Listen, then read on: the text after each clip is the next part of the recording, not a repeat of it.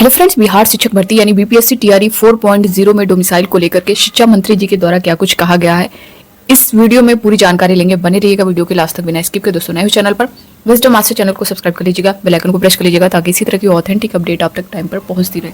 सबसे पहले चीज दोस्तों, जिस तरह से टीआरई 1, 2.0, 3.0 हुआ है, 4.0 में जो है बिहार के जो कैंडिडेट थे उनकी मांग चल रही थी कि डोमिसाइल नीति को लागू किया जाए, मगर अभी तक जो है ना ही शिक्षा मंत्री की तरफ से और ना ही मुख्यमंत्री की तरफ से कहीं से भी एक तरह से आधिकारिक पुष्टि, एक संतोषजनक चीजें नहीं मिली थी। मगर अब जो है जो शिक्षा मंत्री है उनके द्वारा आज क्या कुछ कहा गया है, यहाँ पे देख सकते हैं।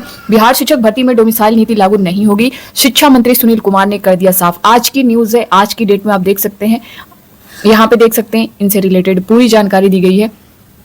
बिहार शिक्षक भर्ती में डोमिसाइल नीति लागू नहीं होगी, मंत्री ने कर दिया साफ। बिहार शिक्षक बहाली की तैयारी कर रहे राज्य के अभ्यर्थियों के लिए बड़ी खबर है। राज्य के शिक्षा मंत्री सुनील कुमार ने स्पष्ट कर दिया है कि शिक्षक भर्ती में फिलहाल डोमिसाइल नीति लागू नहीं होगी।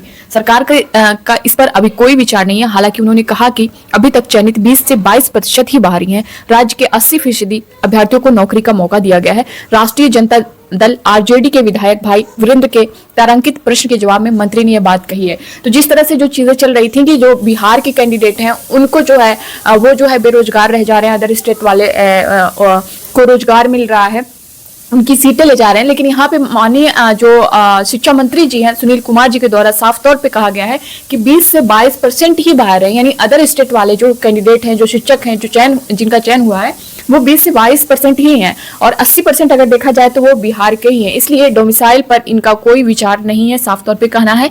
यही देख सकते हैं, भाई वीरेंद्र ने शिक्षा मंत्री सुनील कुमार से कहा कि आपकी सरकार ने विचार किया कि राज्य के दिव्यांगों को प्राथमिकता देंगे, लेकिन आपने प्राथमिकता कहाँ दी। उन्होंने आगे कहा कि बीपीएससी शिक्षक भर्ती में भी यही हाल हुआ, दूसरे राज्य के लोग चले आए और यहाँ के बेरोजगार युवा बेरोजगार ही रह गए।